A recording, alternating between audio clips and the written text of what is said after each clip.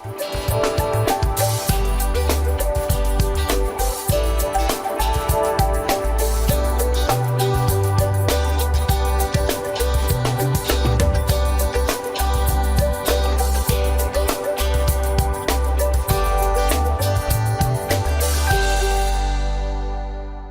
iniciando agora o nosso programa Nova Friburgo de A a Z, programa jornalístico que repercute os fatos em destaque na nossa região. Tivemos essa semana o feriado de 7 de setembro, a Alberto Brown em ebulição, as tribos se encontrando, mas a preocupação nossa, enquanto esse desfile de promessa, né, a gente falou da saúde. Queremos agradecer mais uma vez ao doutor Alexandre, que veio aqui complementar o que falamos semana passada, mostrando que nesse momento seria fundamental a saúde para Nova Friburgo como quase uma questão única e prioritária, né? Doutor, obrigado pela presença mais uma vez. Nessa ebulição política das promessas de campanha, e a gente vê como a saúde se promete melhorar, mas ela continua a mesma. Então, qual seria a sua visão para quem fosse entrar na próxima gestão? O que ele deveria fazer em benefício da saúde? Primeiro, obrigado, Eduardo, por mais uma vez estar aqui. É sempre uma oportunidade muito boa de fazer esse tipo de debate. Veja, é um momento particularmente sempre muito complicado na vida de qualquer cidade, né? É muito fácil se prometer e as promessas são sempre mirabolantes. É como se tivesse resolvido e fosse melhorar. Pois é. E a gente sabe, na verdade, que os passos que precisam ser dados são passos que não dependem dessas promessas mirabolantes, mas são passos que dependem de uma gestão comum, recordando o programa anterior da semana passada, e que depende de uma gestão comprometida e profissionalizada, que planeje e que proponha ações que sejam eficientes. Então, esse é o conselho que eu dou aos usuários do sistema que porventura estejam nos ouvindo, que tenham muito cuidado em julgar essas promessas muito mirabolantes. Que ele não vê acontecer no dia a dia. E que nunca acontecem, Eduardo. É sempre a mesma história. Eu vou fazer isso, eu vou fazer aquilo. E, na verdade, aquela pessoa vai continuar dentro de um sistema sem saber para onde ir. Aonde que eu entro nesse sistema? Eu, cidadão, eu preciso ter uma porta de entrada. E eu tenho que ter um fluxo nesse sistema. Para onde eu vou? É a mesma coisa que você falou semana passada do ônibus. Da saúde, né? Quer dizer, o ônibus, eu vou pegar um ônibus de Conselheiro até tal lugar para pegar o outro ônibus para tal lugar. Então eu sei de onde eu saí e para onde eu vou. E eu sei de que forma voltar. Então, essa foi uma analogia que você usou na semana passada, muito interessante. Então, a solução da saúde não está nessas saídas mirabolantes, mas está num gestor que apresente saídas bem fundamentadas, em saídas estruturadas, que entenda o sistema público de saúde. É que você falou muito importante, para o gestor poder trabalhar, ele tem que ter os dados em mãos. Pois é. Se a gente hoje não tem essa condição, ele primeiro vai ter que procurar esses dados, né? Pois é, aí você chega hoje na Secretaria Municipal de Saúde e solicita os dados. Onde estão esses dados? O atual prefeito e os seus secretários, quando eles apresentavam um projeto, eu fui do Conselho Municipal de Saúde que não durante está muitos anos. Está funcionando, mas é um conselho que, infelizmente... Só de um lado. E que não pode ser. O controle social, ele é um ambiente de debate plural, democrático, e de resolução de conflitos, inclusive. Então, toda vez que a gente recebia um projeto do atual governo, ele era um projeto que não tinha substrato, que não tinha base. A base é a informação, a base é o dado. Então, se ele está fazendo um projeto sobre atendimento odontológico, ele tem que dizer qual é a demanda, quantas pessoas precisam ser atendidas, quais são os problemas, qual é a forma de enfrentar a questão da saúde oral e qual é a realidade local. Então, em cima desse universo de dados, é possível se planejar alguma coisa.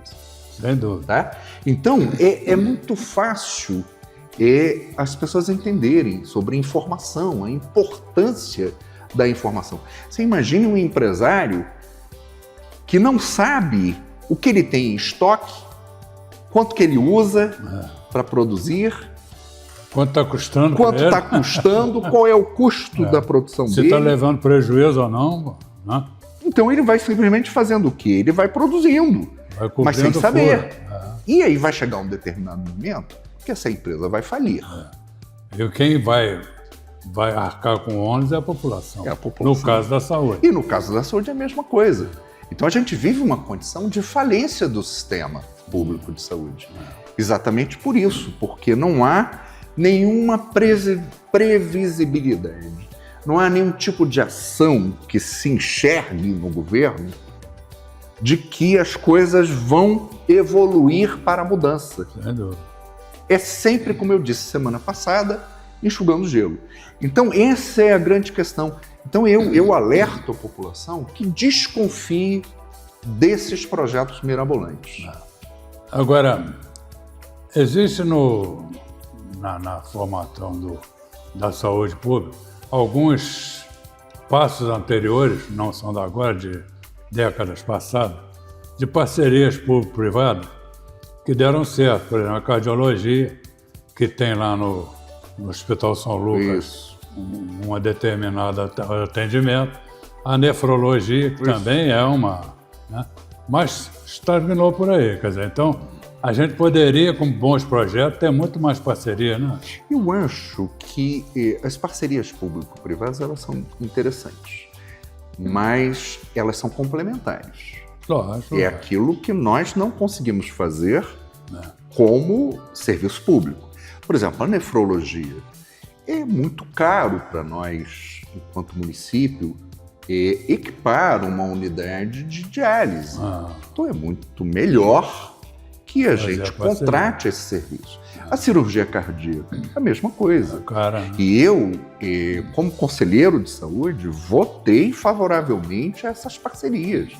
Eu não sou intransigente em relação a isso. Eu acho que a gente tem que ter, Eduardo, o tempo muda, a gente tem que se acompanhar. E a gente tem que ter lucidez. A gente tem que ter lucidez e a gente tem que ter razoabilidade. Essa coisa de ser razoável, de ter um entendimento do que é possível e do que não é possível. Sempre tendo o foco do interesse público. Este foco do interesse público que a gente não pode perder. Que eu costumo dizer que, na verdade, quando a gente fala de foco do interesse público, a gente está falando de ato humano. Claro. A gente tem que recuperar essas palavras. A gente tem que recuperar a palavra da humanidade. Humanizar a saúde, né? Exato, mas a gente tem que entender que o gestor público ele tem que olhar o humano. Claro. O objeto de todo o trabalho de um gestor público é o ser humano, é o bem-estar do ser humano. Então, as políticas públicas elas têm que expressar esse ato humano, a solidariedade, a fraternidade e o amor pelas pessoas. É um ato de amor. E não esse amor vagabundo que está sendo dito aí. Acho que todas as pessoas que procuram o sistema de saúde, elas já estão meio fragilizadas. Profundamente fragilizadas. Então, um bom atendimento já dá uma sensação de alívio para essas pessoas. O sofrimento, às vezes, pode ser minimizado só com ato de humanidade. E o compromisso, Eduardo, com esta pessoa que é atendida com humanidade, mas um compromisso de todo o sistema, não só daquela unidade, mas de todo o sistema, para que aquela pessoa possa resolver o seu problema. Claro, claro. Porque o que tem que interessar a um bom gestor? Tem que interessar que este problema seja resolvido. Sem Tem dúvida. que interessar ao gestor que ele seja eficiente. Nós não temos, Eduardo, nós não avaliamos a nossa taxa de eficiência. Então, como eu falei semana passada, eu fico extremamente preocupado quando eu olho na televisão e vejo esses números imensos. Se esses números são tão imensos, é porque a eficiência do sistema é muito ruim. A doença está presente. A né? doença está prevalecendo sobre as estratégias de evitar que ela aconteça. Então, vamos dizer assim, olhando para o lado que nós temos em termos de equipamento, temos a maternidade. Isso. E qual a sua avaliação hoje da maternidade, que tem o nome do seu pai também, né? Pois é. Dr. Mário Dutra. A maternidade é um hospital fundamental, né? Nós temos hoje uma responsabilidade regional. Regional. Nós Como é o Raul Sertão. O Raul Sertão também. Nós atendemos a todo o alto risco, a toda a complexidade da região inteira de influência de Nova Friburgo. E aí, quando você tem um gestor inteligente, ele vai trabalhar no sentido de pactuar com o Estado do Rio de Janeiro e com os outros municípios uma forma de complementar a receita para que esse atendimento possa ser oferecido a todos. Mas nós temos negociadores muito ruins nessa prefeitura. Eles não sabem negociar, Eduardo. Não conhece o sistema, né? Eles não conhecem o sistema, mas eles também não negociam.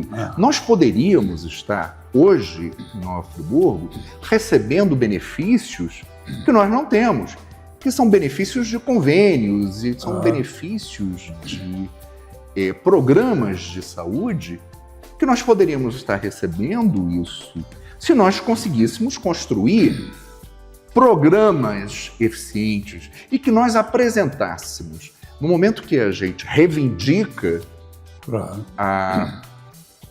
o reconhecimento desses programas, nós temos que apresentar os números. Então, um bom negociador, quando vai ao Estado, quando vai ao governo federal, ele vai levar os números todos e vai apresentar um projeto bem acabado. No momento que ele apresenta isso, ele abre novas frentes de financiamento.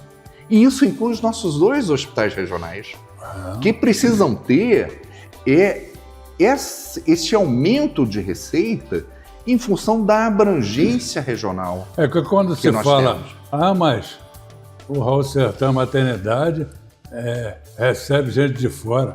Ué, mas recebe, mas também tem quem pague por isso. Você não sabe trabalhar isso? É igual o Friburgo, também manda muita gente para fora. Claro. Né? Principalmente na área de oncologia e tudo, né? E o sistema, Eduardo, o sistema, na verdade, ele é nacional. Claro. Pô. E o atendimento é universal. Nós não podemos recusar atendimento. Agora, podemos pactuar, podemos conversar com os prefeitos, podemos conversar com o governador, podemos conversar com o Ministério da Saúde e ampliar a nossa base de financiamento para melhorar, principalmente, as nossas 2 unidades hospitalares que precisam desse aporte de investimento. Tá? E nós temos que, o gestor municipal, ele tem que entender qual é a vocação dos nossos hospitais. E ele tem que adequar a estrutura física dos nossos hospitais para que essa vocação seja contemplada. Então nós precisamos de engenharia hospitalar, Eduardo.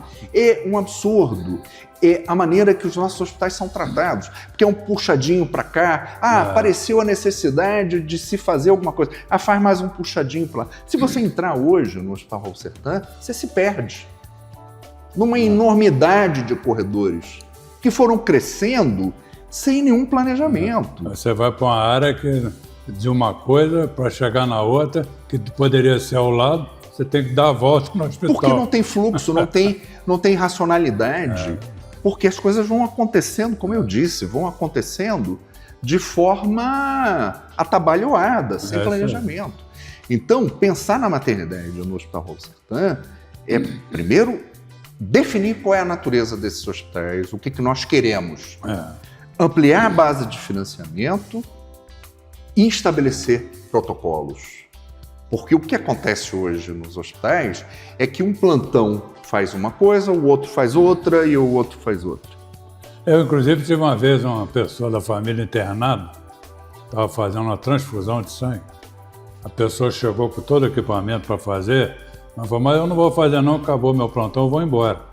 Quer dizer, deixou a pessoa mais de 1 hora esperando, alguém que tomasse assim a dor, falou, não, vou fazer eu. Pois Onde é que está a gestão da coisa? Né? Pois é, porque a pessoa não fica tem... dependente, ficar no ar. As coisas, Eduardo, as coisas não são amarradas. Não são. E elas precisam ser amarradas, porque isso aumenta o nosso grau Porque de eficiência. se a pessoa vai sair, então ela nem viria. Vem o outro que entrou. Mas não são amarradas. Então tem que ter coerência, tem que ter alinhamento, tem que ter protocolo assistencial. Isso é fundamental. Bom, vamos chamar um breve intervalo, daqui a pouco a gente volta. Vamos futurar juntos? O Grupo SAF e seus parceiros agora estão presentes em mais de 60 cidades do nosso estado. Um crescimento responsável e reflete a nossa missão de entregar benefícios que melhoram a qualidade de vida da nossa gente. E para retribuir essa confiança, lançamos a mais nova plataforma online de benefícios e vantagens. Clube de Vantagens Sou. Centenas de ofertas, descontos, sorteios e muito mais. SAF, amigos fazem planos. De Moraes Consultoria. Somos especializados em e-social. Trabalhamos com o sistema SOC, o melhor sistema de interface com o e-social. Atuamos na elaboração de laudos e programas da área de segurança do trabalho e saúde ocupacional.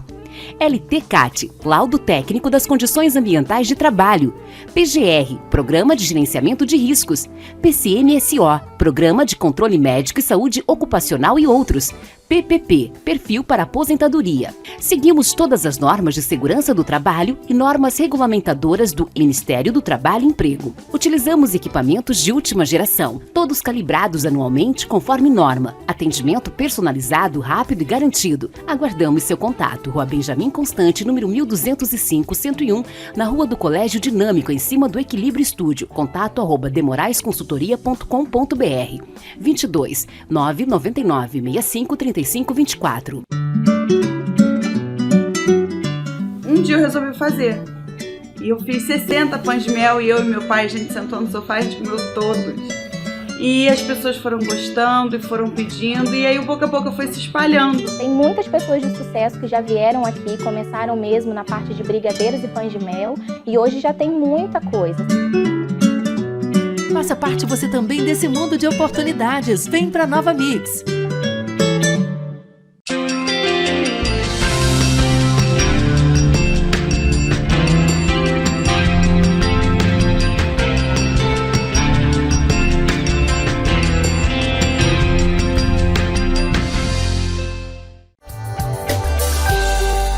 Estamos de volta com o nosso Nova Friburgo de AZ. Eu tenho certeza que o tema que vocês estão assistindo, já nesse segundo programa, é importante para que você possa fazer uma autoavaliação de como você está sendo atendido e, de qualquer maneira, as dúvidas são sempre as mesmas, a falta de certeza que o atendimento vai ser realizado e a garantia de que vai ser feito por pessoas competentes. Doutor, como que fica a questão, muito se fala do funcionalismo, principalmente do Hospital Raul Sertan, maternidade. Como é que o senhor vê esse quadro funcional da saúde? Eduardo, primeiro o servidor público tem que ser tratado com dignidade e com respeito. Ele não pode sofrer nenhum tipo de assédio. E hoje a gente tem visto neste governo um assédio muito grande aos servidores públicos. Segundo, o servidor público precisa ter condição para trabalhar. Claro. Se ele não tem condição para trabalhar, ele se sente responsável por algo que ele não pode oferecer. Isso é muito angustiante. Eu sou servidor público e anos trabalhando como plantonista. É muito ruim para um servidor público saber o que deve e não ter como fazer. Isso é profundamente angustiante e desanimador. E a gente precisa de um servidor público que tenha direito a um uniforme, que seja identificado através de um crachá, para que se saiba quem é. É um absurdo você chegar no hospital. Você não sabe o nome de ninguém. Você não sabe vê, o nome né? de ninguém e é direito do usuário saber com quem ele está lidando, que tipo de servidor ele está lidando. E a gente precisa rever a questão dos salários, né? Nós temos que buscar, dentro do possível, claro, com todas as dificuldades orçamentárias que a gente sabe que existe, mas a gente tem que buscar cumprir os pisos salariais das categorias na área de saúde. E, mais importante, a gente tem que trazer o servidor público para a causa pública. Ele tem que se sentir acolhido pelo gestor público. Até para saber que o SUS está em cima do maior plano de saúde. É um que é grande o SUS. plano de Ele saúde. está trabalhando no dos melhor plano de brasileiros. saúde. Então, esse servidor, ele tem que ser escutado. As sugestões desse servidor precisam ser acolhidas e valorizadas.